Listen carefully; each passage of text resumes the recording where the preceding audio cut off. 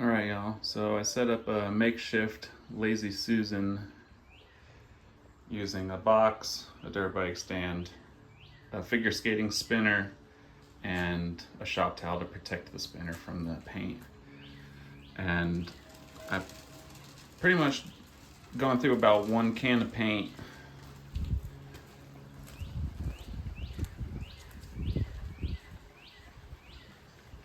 They're coming out pretty well. One thing I noticed is that I think I was kind of so excited about erasing the curb rash that I didn't spend as much time smoothing out the surface around it with the sandpaper. So there's a couple spots that are like you can still see a little bit of waviness in it, but again, it's only got one coat of paint on it. Like right there, I definitely should have smoothed that out more before paint, but whatever.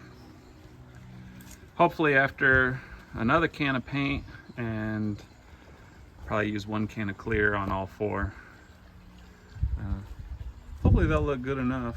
I mean, again, it can only look better than they were, right? So we'll see.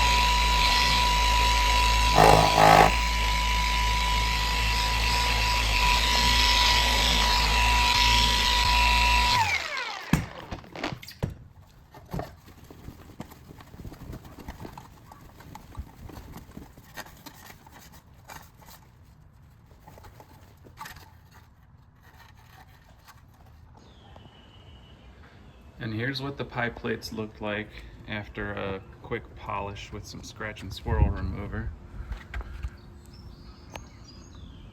Not great. Definitely still some marks that aren't gonna come out.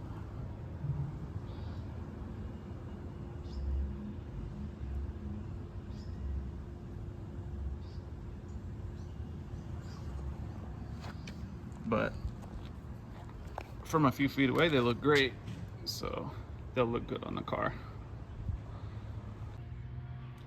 Here they are. The pipe plates aren't bolted in yet because you have to have those off to balance the tires. But they look pretty good. They're definitely not perfect.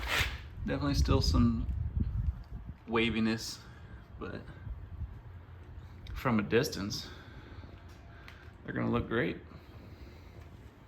Like the rest of the car. So eventually I want to put a new head unit in here. I'm trying to figure out how I'm going to do it.